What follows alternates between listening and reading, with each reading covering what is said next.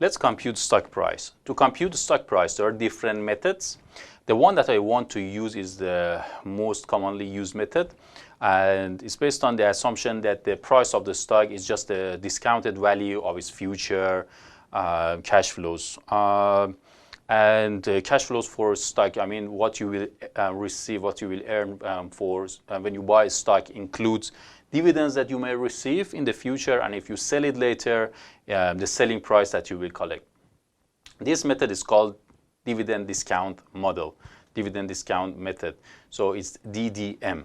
What I want to do now is I will use the formulas that you already have seen to compute stock price. So what we want to do is just we want to discount the future cash flows to the present time, and we already are familiar with it, right? You already have seen many different cases like annuity, perpetuity, or the discounting formula that you saw in previous topics. We want to use them to discount the future cash flows to the present time, and this can be the price of the stock. So I want to use different examples. I want to show you different scenarios. The first one is based on the assumption that you will receive dividend at the end of the year, after 1 year, and then you will sell it. So this is the first model. So the assumption is, this is today, next year.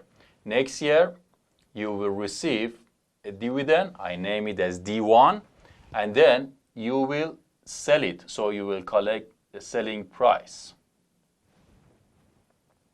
So how to compute the stock price based on this assumption?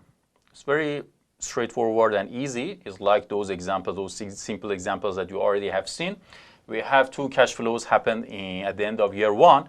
We just discount them to the present time. So I just discount them to the present time. So the formula for the price in this case is price, or P0 is D1 plus selling price divided by 1 plus interest rate, and power of course is 1 because you are discounting it only for 1 period. So this is the easiest form, and then you can generalize it and write the formula in its general form based on the assumption that, for example, you may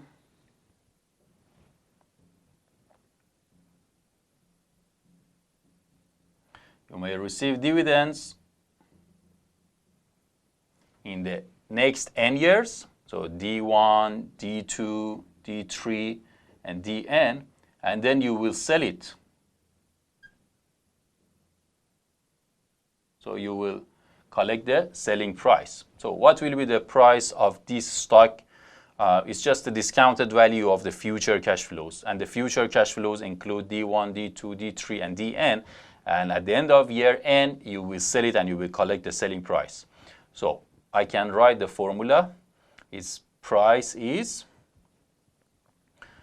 D1 over 1 plus R plus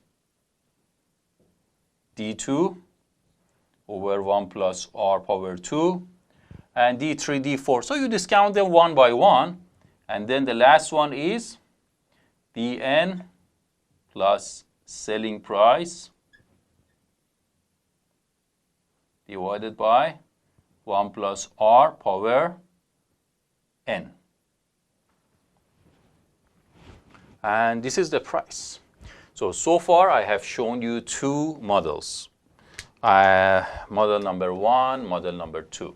So this is based on the assumption that you will have the stock, you will own the stock for 1 period, 1 year, and then you will sell it.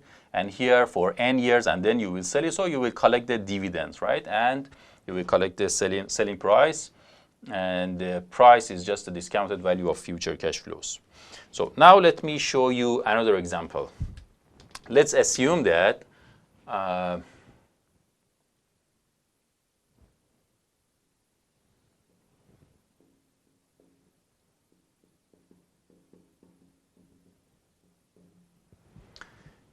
you will receive the same dividend for the next n years, then you will sell it. So you will collect the selling price, you will receive the selling price at the end of year n. Now, how to compute the stock price?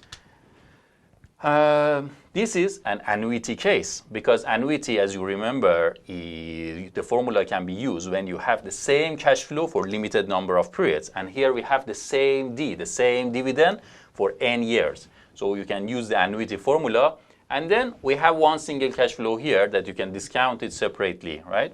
So for the D's, for the cash flows, for the dividends, which are the same for limited number of periods, I will use the annuity formula and discount them to the present time. So price is D R1 minus 1 plus R power n. If you don't remember annuity, please have a look at previous videos on multiple cash flows. And then plus, and this n is actually, let's keep consistency, n. And then we discount this selling price separately. So plus selling price and 1 plus R power n. So this is annuity, and this is just one single cash flow that you discount to the present time. So this is the price based on the assumption that you will receive the same dividend for n years, for 10 years, 20 years, 50 years. So the dividends are the same, so you can use this formula. And model number 4, let's assume that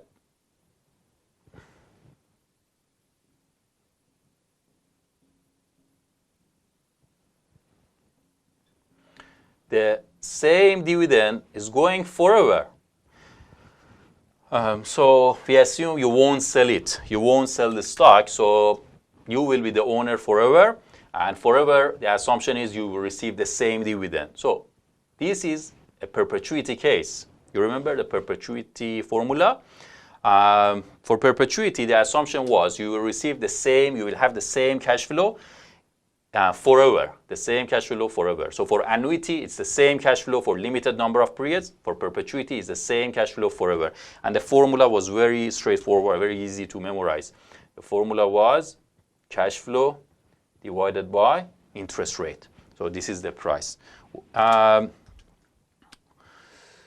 Okay, so do we have any case like this? Do we have any stock? Yeah, actually, usually when you buy stocks, you will be the owner forever, right? Of course, if you don't sell it. And this is an example of preferred stocks. So for preferred stocks, we have two types of stocks, common stocks and preferred stocks. For common stocks, there's no guarantee that you will receive any dividend. So you may receive or you may not receive dividends. And the amount of dividend will change based on the strategy of the management decision and, of course, the performance of the firm. And however, for preferred stocks, they promise to pay you the same dividend forever. So when you want to compute the stock price of preferred stocks, you should use this formula because the assumption is the company will pay you the same dividend forever. So this is an example of preferred stocks. So preferred stocks. And these are the 4 models that you already have seen. We already have seen these formulas, right? This is not a new formula. This is the formula that this formula, for example, this one, or this part.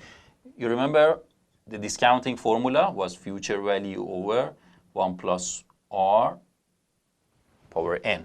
So we use this discounting formula to discount all these cash flows one by one. But here, because they were the same cash flows, so we use annuity instead of discounting one by one using the discounting formula. I use annuity for the D cases. And here, because going forever, I can use perpetuity formula to discount them. So these four models are not actually new. We already have seen them, but I applied them in this context. I showed you how to use these formulas to compute the stock price.